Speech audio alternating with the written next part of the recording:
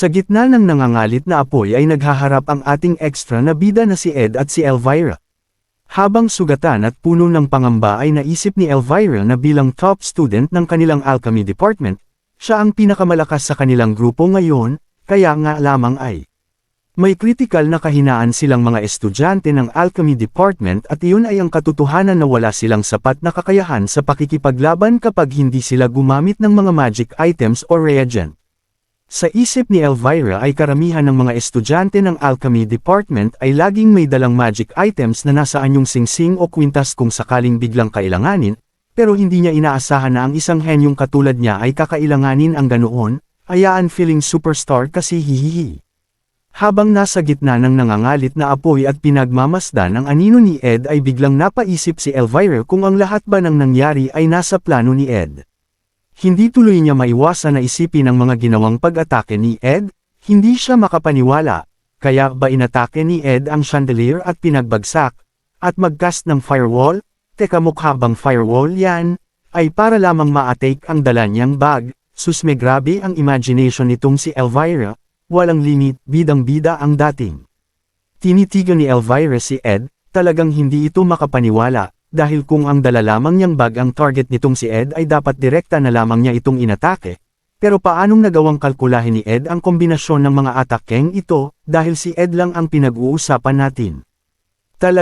Talagang si Ed lang. Kakaiba mag-isip itong si Elvira natin, mukha pa bang extra si Ed dito? Hindi na nga siya mukhang extra sa pose na to, pinag-iisipan ko na rin kung bida na ba siya, pero mas mukhang kontrabidang kontrabida. Ngunit sa gitna ng kanyang agam-agam ay bigla niyang kinuha ang isang kumikinang na bilog na bagay sa kanyang bulsa. Puno ng determinasyon ay nasabi ni Elvira sa kanyang sarili na mayroon pa siyang natitirang alas, at kanyang hinagis ang kumikinang na bilog na bagay sa kanyang harapan, at sa isang iglap ay lumitaw ang kanyang sinasabing alas, Diyos ko po, isang cute na bunny with wings ang sumulpot sa kanyang harapan, kakaibang alas ito. Isang magic circle ang biglang lumitaw habang sinasabi ni Elvira sa kanyang sarili na magkakast siya ng fire resistance, berserk mode at karagdagang lakas para sa bunny. At sa gitna ng nangangalit na apoy ay bigla na lamang nag-transform ang ating cute little bunny with wings sa isang bunnyzilla. Habang si Ayla naman ay sinabi na kaya niyang gamitin ang kanyang magic para maapula ang apoy, itinaas nito ang kanyang kamay para mag-cast ng magic. Pero pagtama ng kanyang magic spell sa apoy ay, hindi ito tumalab, wa-epek mga kaibigan, wa-epek ang magic ni Ayla sa nangangalit na apoy. At sa mga sandaling ito ay biglang nagsanib ang magic spell ni Ed na Ignite at Wind Slash, kung iisipin sa itong delikadong sitwasyon. Laking gulat ni Ayla dahil isang Wind Slash ang mabilis na umatake sa kanya. Pero nagawa ni Tilly na dumating sa tamang oras at nagawang kontrahin ang Wind Slash sa pamamagitan ng kanyang Elemental Slash at sinabi nito kay Ayla na huminahon at ituon ang pansin sa nagaganap na laban. Makikita ang pagod sa mukha ni Elvira, na pagtanto niya na maaari ng malaki ang kumpiyansa ni Ayla sa kaalaman nito sa magic pero ang katotohanan ay isa lamang itong baguhan sa pakikipaglaban at isa pa lamang baguhang estudyante sa first year na nag-aaral ng beginner spells. Napansin ni Elvira na nakatuon ang atensyon at mga atake ni Ed kay Ayla kaya hindi nila magawang makalapit at walang magawa si Tilly sa mga oras na ito kung hindi kontrahin ang mga atakeng dumarating kay Ayla.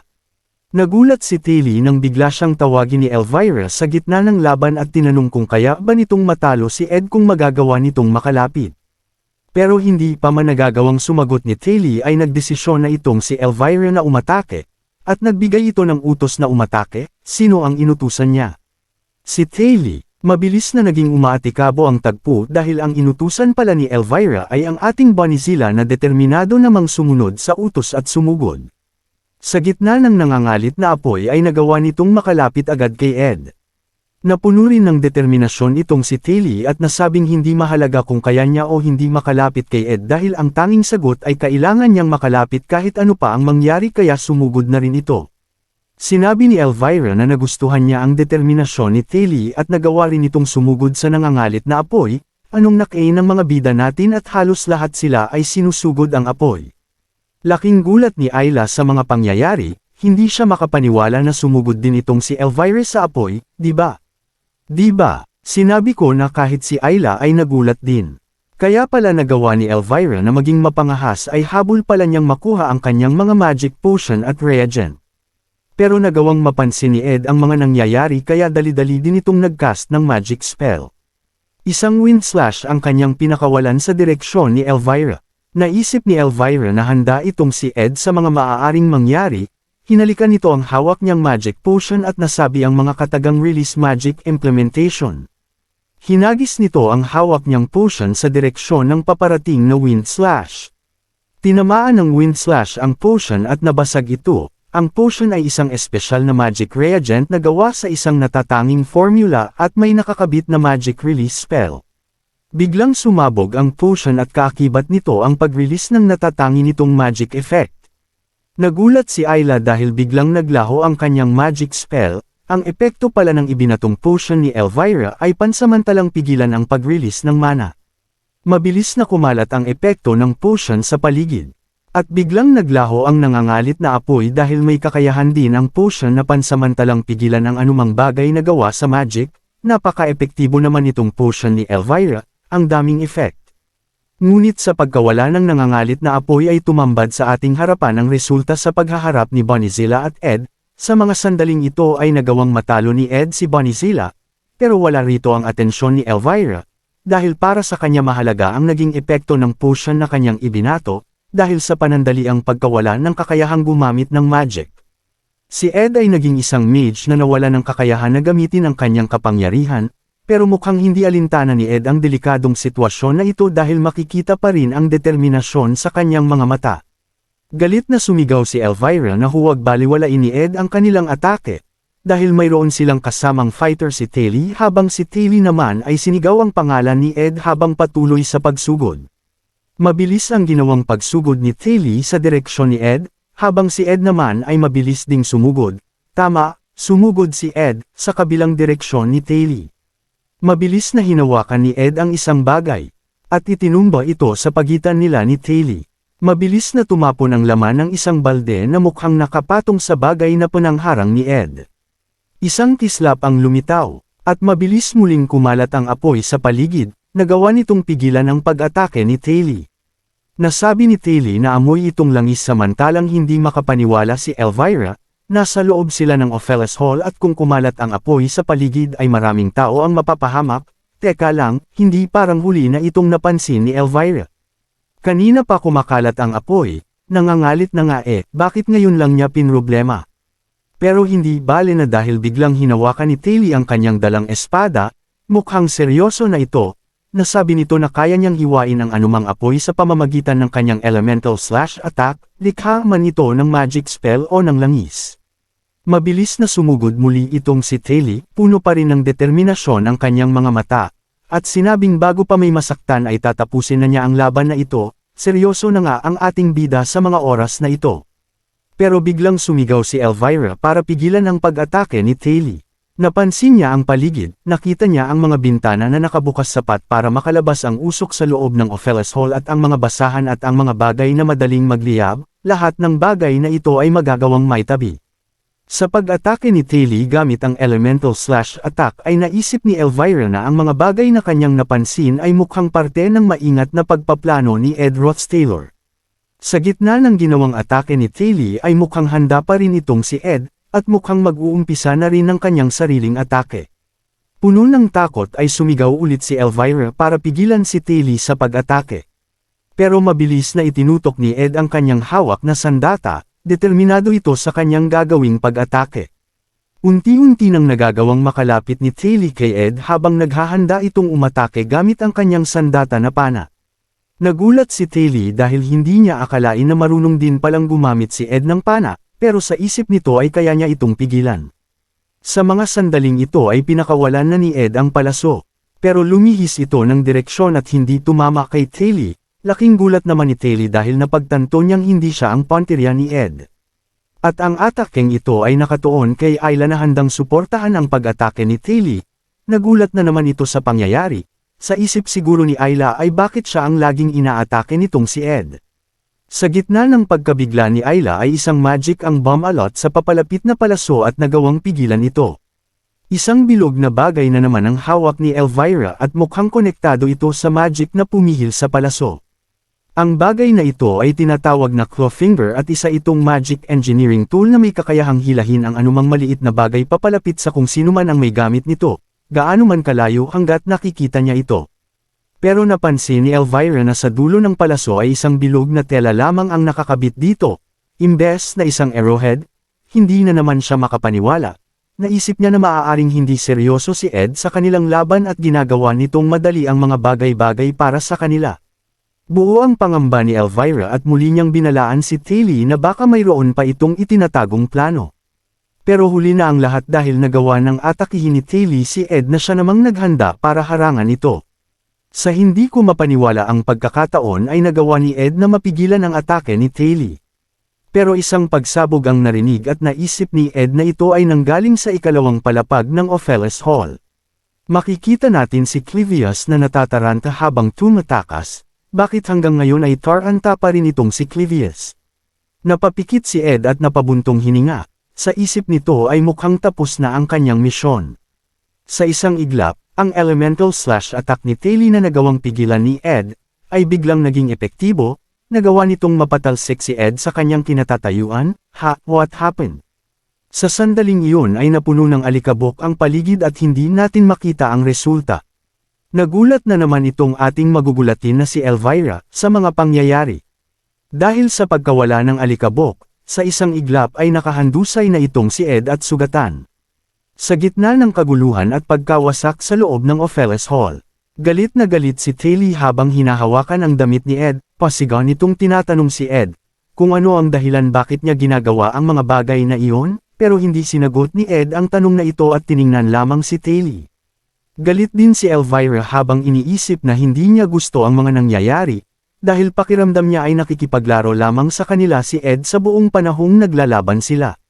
Naalala ni Elvira ang mga pangyayari bago mag-umpisa ang kanilang laban. Kung talagang intensyon ni Ed na pigilan sila ay mas mainam na tambangan sila nito sa pamamagitan ng pag-atake sa chandelier nang hindi nila namamalayan, pero sa pagkakaalala niya nang dumating sila sa lugar na iyon ay nakaupo lamang si Ed at naghihintay sa pagdating nila. At sa gitna ng laban nila ay hindi nagpakita ng pag-aatubili si Ed sa mga atake nito at mukhang alam nito ang kanyang ginagawa, para kay Elvira ay hindi nagtutugma ang mga bagay-bagay. Pero sa gitna ng kanilang agam-agam ay tinanong sila ni Ed kung tapos na ba sila sa pagtatanong. Pilit kumawala ni Ed sa pagkakahawak ni Taylee sa kanya at sinabing kung tapos na sila sa kakadaldal ay mas mainam na tumuloy na sila sa pag-akyat. Hindi makapaniwala sina Taylee, Elvira at Ayla sa sinabing ito ni Ed. Nasabi ni Taylee na paanong nasabi ito ni Ed samantalang kanina lamang ay desidido itong pigilan sila. Napansin ko na parang napapadalas na hindi makapaniwala itong mga bida natin. Napatingin si Ed dahil may nagtanong sa kanya kung bakit ginawa nitong madali ang lahat para sa kanila. Hindi na naman makapaniwala si Taylee at Ayla sa sinabi ni Elvira. Natanong ni Ayla kung ano ang ibig sabihin nito samantalang si Taylee naman ay natanong kung paano nasabi ni Elvira na ginawang madali para sa kanila ni Ed ang lahat. Galit na hinarap ni Elvira si Ed at sinabing hindi niya mapapalampas ang ginawa nito, at pilit na pinapasagot si Ed kung bakit nito ginawang madali ang lahat para sa kanila. Ano ba ang problema nitong mga bida natin? Hindi sila makaget over sa pangyayari, pero tiningnan lamang siya ni Ed habang may kinang sa kanyang mga mata. Galit namang sinagot din ng titig si Ed, at may kinang rin sa kanyang mga mata. Pero bigla na lamang maririnig ang tunog ng bumubukas na pinto, at makikita ang liwanag sa pagitan nito. Isang tao ang dumating na may suot na persimmon flower clip. Oh no, yung persimmon clip na naman. Dahan-dahan itong naglakad papasok ng Opheles Hall, habang nag-iiwan ng mga patak ng tubig sa kanyang dinaanan. Pero sa harap niya, nakita niya ang nakahandusay na si Ed, habang kinokompronta ni Elvira, habang si Ayla naman ay pinipigilan ito, habang si Taylee naman, ay hindi ko alam kung ano ang ginagawa. Napansin ng sugatan na si Ed ang dumating at napatingin ito.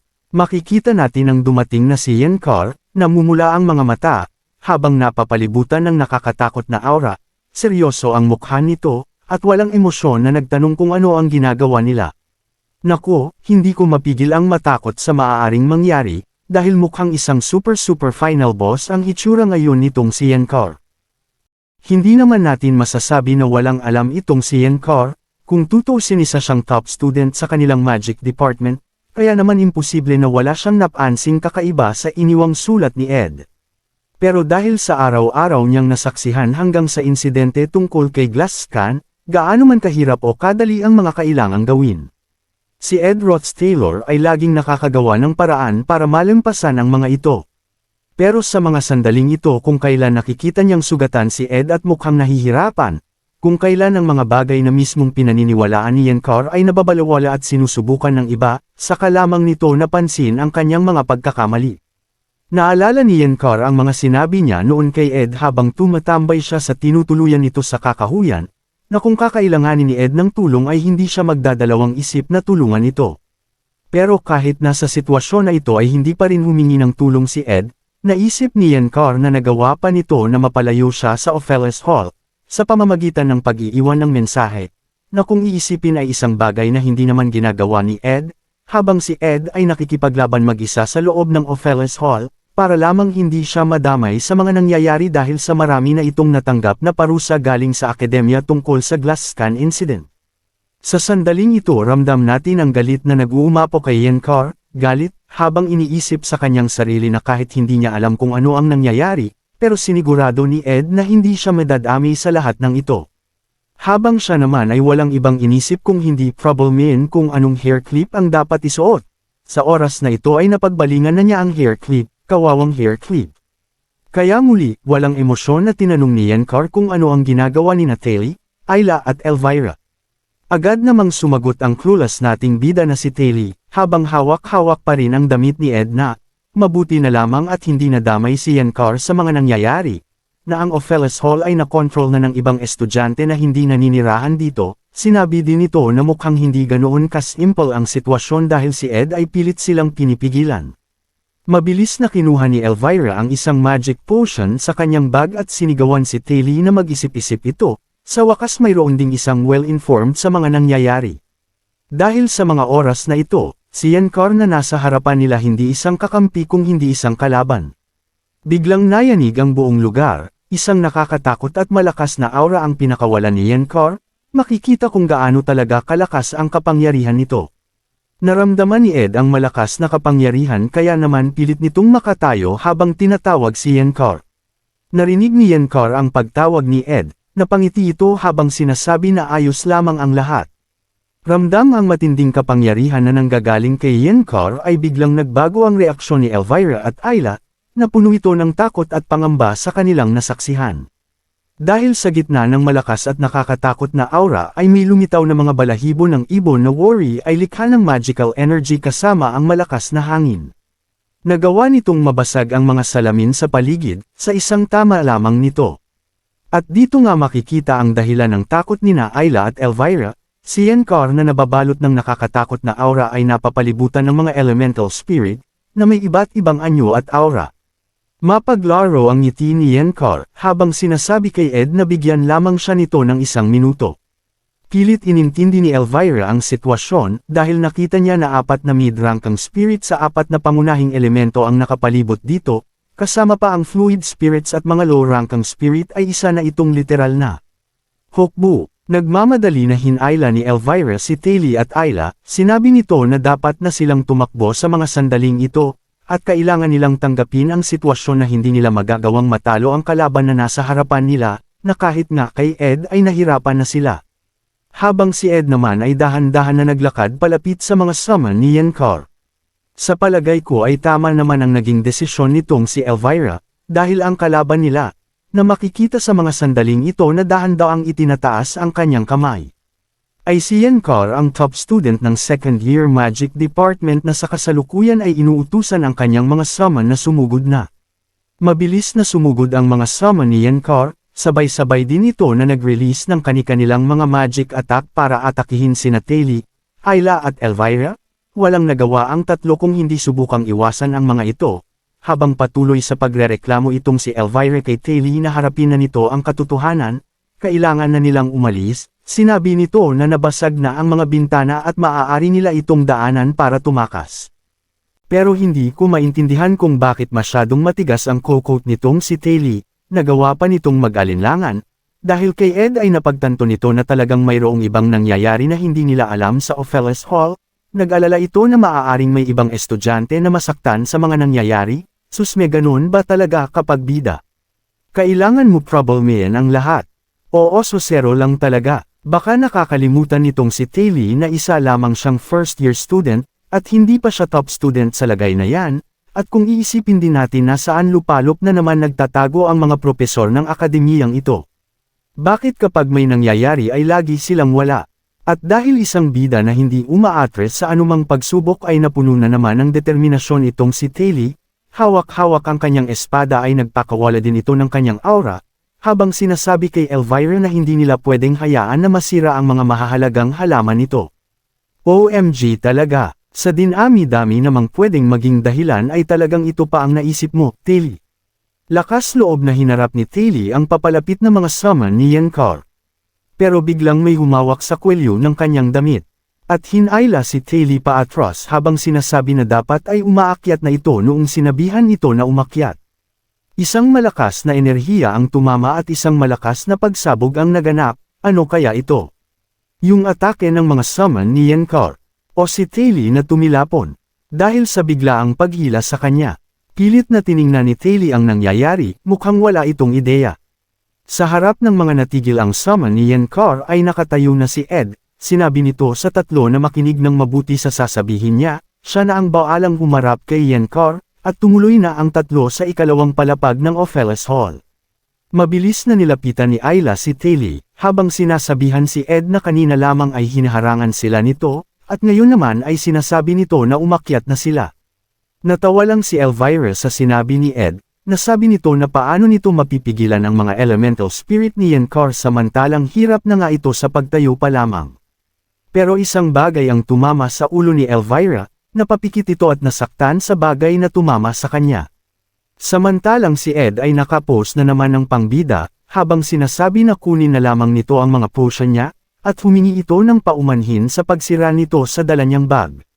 Nagmamadali si Elvira na damputin ang nagkalat na magic potion niya at inilagay ito sa loob ng kanyang bag habang hindi nito matanggap kung bakit siya inuutusan ni Ed, pero sinabi din nito na susundin niya si Ed sa pagkakataong ito.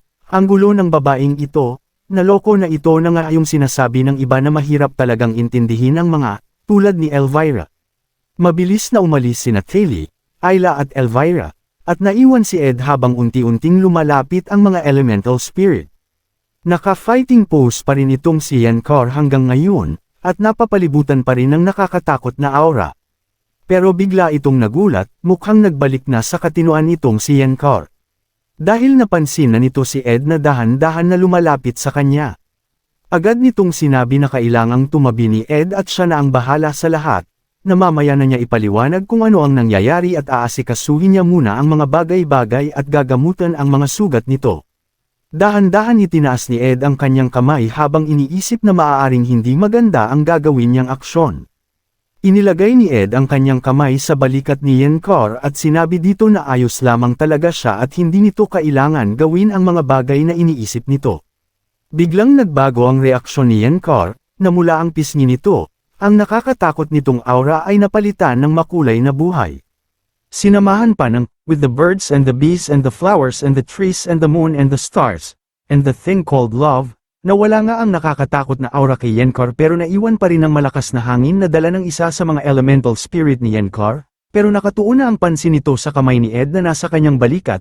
Sinabi nito kay Ed na nasa balikat nito ang mga kamay niya, pero ang totoo ay walang magawa si Ed kundi humawak sa balikat ni Yenkar dahil sa lakas ng hangin na halos liparin na siya. Sinabi ni Ed na huwag nang i-summon ang mga elemental spirit at masyadong malakas ang hangin at nahihirapan na siyang tumayo. Napailing na lang ang elemental spirit na may kumokontrol sa hangin. Sa isip siguro nito ay wala nang pag-asa pa itong si Yenkar, marahil sa utos ni Yenkar o maaaring nagkusa na mismo ang elemental spirit dahil bigla itong naglaho.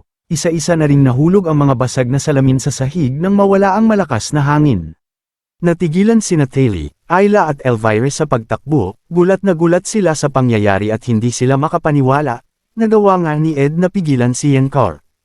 Habang babyface na itong si Yenkar ay nilingan sila ni Ed at sinenyasan na tumuloy na dahil sa isip ni Ed ay kailangan na nitong mga ito na magmadali, Ito na nga ba ang sinasabi ko pang-telenovela na pang-telenovela ang porma ni Ed ngayon.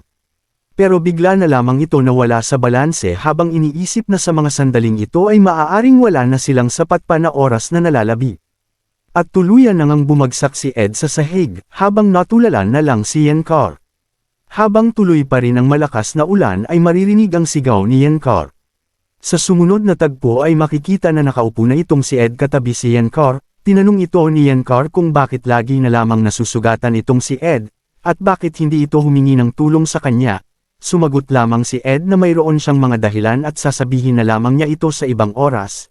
Galit na galit si Yenkar, sinabi nito na samobra naman ang ginawa nila Taylor, Ayla at Elvira kay Ed at kahit hindi niya alam ang dahilan ay talagang magagalit siya sa susunod na makita niya ang mga ito.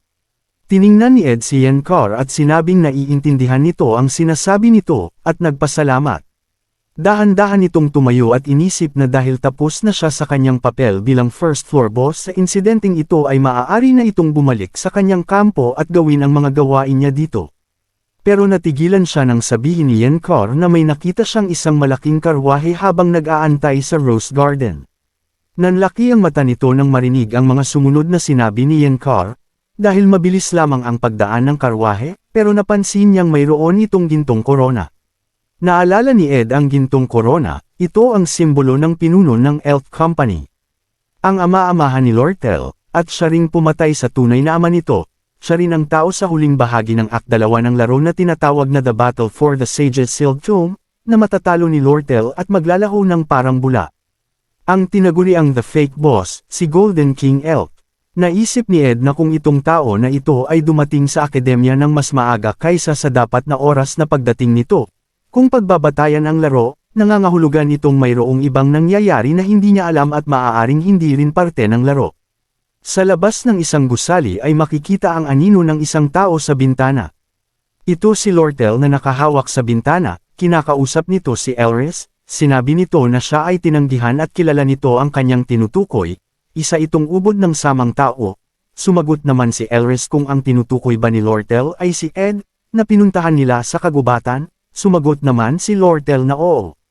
Napapikit na lang itong si Elris at sinabing hindi nito inaasahan na type pala ni Lortel si Ed. Sumagot naman si Lortel na hindi naman pangit itong si Ed pero hindi ito ang kanyang ibig sabihin, dahil para kay Lortel ay parang naramdaman niya kay Ed ang kaparehong naramdaman nito kay Elris.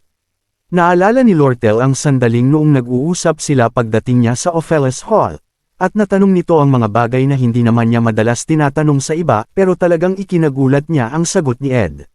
Dahil nakita niya sa mga mata ni Ed na seryoso ito sa kanyang mga naging sagot, at direkta siya nitong tinanggihan. Napalingon si Lortel habang sinasabi na ang mga katulad nila ni Elris ay kailangan harapin ang mga sandali na katulad nito. Ang tanggihan, maaaring maranasan nila ito sa buong buhay nila. Pinakinggan lamang ni Elris ang mga sinabi ni Lortel, pero walang anumang emosyon na makikita sa kanya. Si Elris ang punong taga-silbi sa Opheles Hall, matuturing na siyang isang senior maid dahil nagtrabaho siya sa lugar na ito sa loob ng 20 taon. Nag-umpisa siya magsanay bilang isang taga-silbi sa edad na 15. At dahil sa kanyang natatanging kakayahan at abilidad ay unti-unting tumaas ang kanyang posisyon hanggang sa maging tagapamahala ng Opheles Hall sa batang edad. Ito ang dahilan kung bakit gumastos si Lortel ng malaking halaga, namuhunan siya ng malaking halaga para lamang masuhulan si Elris na likas na matapat, sapat ang halagang ito para maapektuhan ang kanyang pinansyal na kapasidad. Nilingan ni Lortel si Elris, buo ang tiwala nito na ang perang pinuhunan niya kay Elris ay sulit naman, kaya nasabi nito kay Elris na masaya siya at kasama niya ito.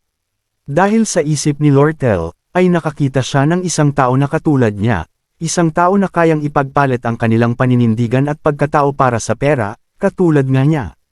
Ang malaman na mayroon siyang kasama na katulad din niya ang paniniwala ang tanging paraan ni Lortel para matakasan ang kanyang kalungkutan.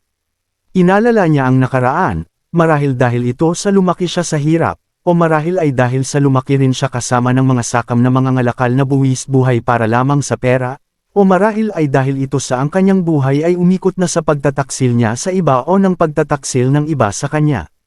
Tumingin lamang si Elris kay Lortel habang pinag-uusapan nila ang plano na ipapasa nila ang kontrol ng ika-4 na palapag ng Opheles Hall kay Willain, ang kinatawan ng mga mahihinang estudyante ng akademya, at sa oras na ipasa nila ang kontrol sa mga word spell dito ay siguradong magwawala si Willain at sisirain ang buong Opheles Hall. Sa mga sandaling ito, kahit gaano pa kalunos-lunos ang nakaraan ni Lortel at kahit anuman ang sitwasyon at dahilan kung bakit umabot ang mga bagay sa puntong ito, malinaw na itong si Lortel ay isang kontrabida.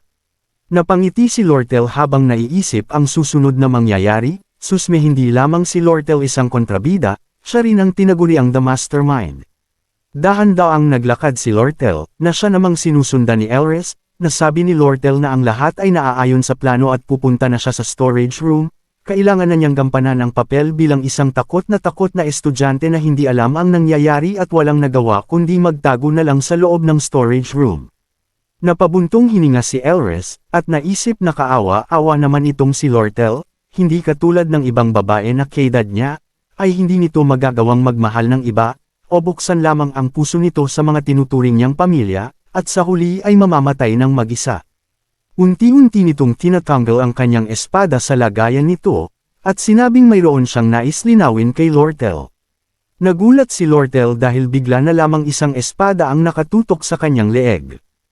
Habang napapalibutan ng asul na aura ay itinutok ni Elris ang kanyang espada sa leeg ni Lortel, at sinabing siya at si Lortel ay hindi magkatulad.